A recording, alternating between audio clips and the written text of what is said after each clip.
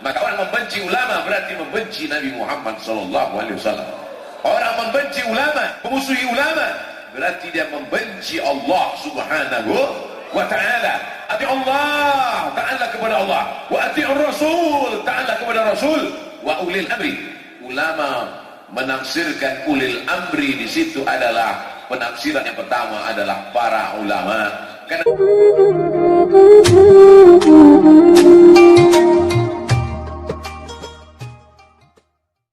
tapi rupanya sudah ikut pengajian. Gajah apa? Gajah hijrah. Sudah hijrah mereka. Ada yang namanya orang selama ini tidak peduli kepada masjid, tidak peduli kepada Quran, tapi rupanya kajian masuk ke dalam hati mereka. Saya lihat di belakang, Masya Allah, nama ormasnya belum pernah saya lihat sebelumnya. Saya baca Taliban. Oh, ini Afghanistan ini. Ternyata ini Taliban yang lembut. Mungkin di Afghanistan dia keras, tapi di sini kumaha atuh damang. Yang lembut. Taliban diambil dari kata talaba. Talaba yang mencari. Taliban yang di sini dimaksud adalah mereka yang mencari ilmu dan mencari barokah dari para ulama. Oleh sebab itu, ini komunitas-komunitas yang sudah banyak ini mesti dipersatukan.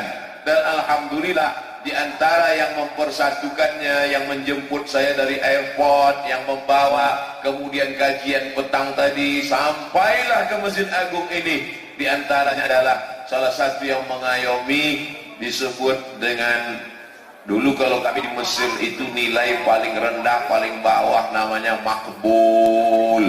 Makanya kalau orang nilainya makbul disebut gak bisa S2. Makbul apa? Makbul indallah.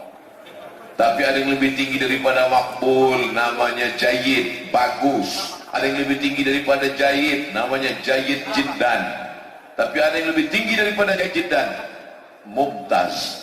Jadi ada satu komunitas mumtaz. Dulu kami waktu di Riau, saya anak Riau, tidak ada yang mumtaz. Ternyata mumtaz sudah ngumpul di Tasikmalaya semua. Mudah-mudahan anak-anak muda ini semua bernilai excellent, mumtaz, berprestasi semuanya, berprestasi dalam bidang pemikiran, berprestasi secara intelektual, tapi juga berprestasi spiritual. Hatinya penuh dengan cinta kepada Nabi Muhammad sallallahu alaihi wasallam. Salatullah salamullah ala taha rasulillah. Salatullah salamullah ala yasin habibillah. Tawassalna bismillah wa bil hadi rasulillah wa kulli mujahidin lillah bi ahlil badri ya Allah. Kenapa Ustaz Somad tiba-tiba berselawat? Karena saya lihat ada yang nyebar kantong. Biasa orang kalau nyebar kantong hatinya tertutup. Maka untuk membuka hati itu dengan solawat. Kalau udah dengan solawat hatinya nggak terbuka juga, kita kasih martil. Oh tidak, kita tidak dengan kekerasan, tapi dengan kelebutan. Tala'al badru alaina min saniyatil wada wajabat syukru alaina ma da'a lillahi da ayyuhal mab'usu fina ji'ta bil amril muta' ji'ta syarraftal madinah marhaban ya khairada. Dari mana orang Tasik kenal Nabi Muhammad sallallahu alaihi wasallam? Apa datang Nabi Muhammad ke kota Tasik? Tidak. Orang Tasik kenal dengan Nabi karena bibarakatil ulama. Maka orang membenci ulama berarti membenci Nabi Muhammad sallallahu alaihi wasallam. Orang membenci ulama, memusuhi ulama, berarti dia membenci Allah subhanahu wa ta'ala. Ati Allah ta'ala kepada Allah, wa ati Rasul ta'ala kepada Rasul, wa ulil amri.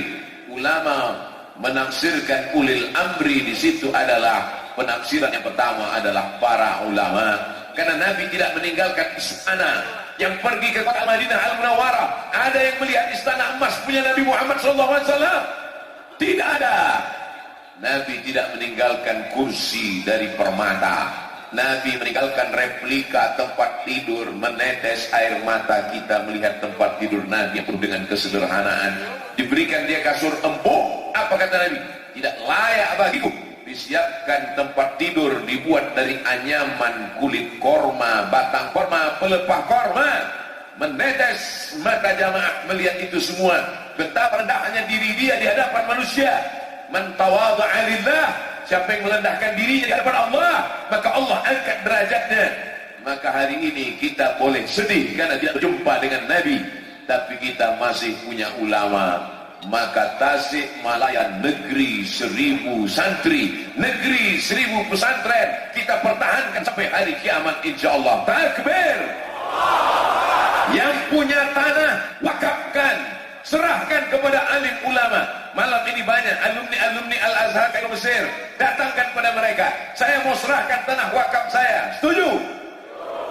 Yang bilang setuju nggak punya tanah. Jangan tersinggung, Ustaz Somad cuma bergurau saja.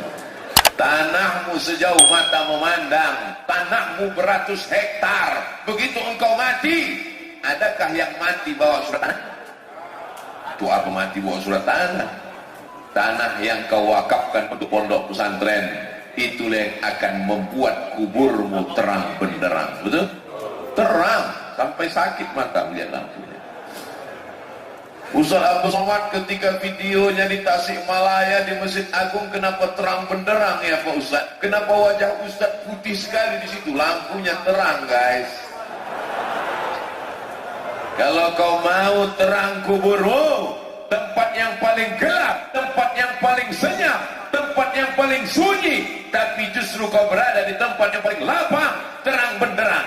Karena tanah wakaf, datangi ulama, kuserahkan surat tanah wakaf ini untuk pondok pesantren.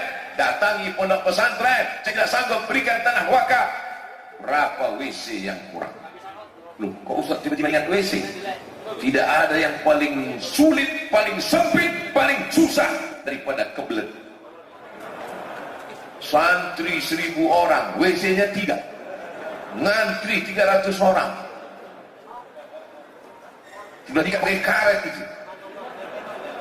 Oleh sebab itu datangi pondok pesantren, perhatikan tangan anak-anak yang kudisan. Kenapa? Karena airnya lumutan, karena banyak penyakit. Berikan sumur bor. Ya Rasulullah, ummi matat, ibu saya mati, ibu saya meninggal dunia. Apa atasaddaqu anha? Kalau saya bersedekah, apakah pahalanya sampai untuk almarhumah? Kata Nabi, tasaddaq, bersedekahlah, pahalanya sampai untuk almarhumah ibumu. Ayu sadaqatu afdal, apa sedekah yang paling afdal? Apa sedekah yang paling bagus? Nabi menjawab, saqiyul ma, memberikan air minum.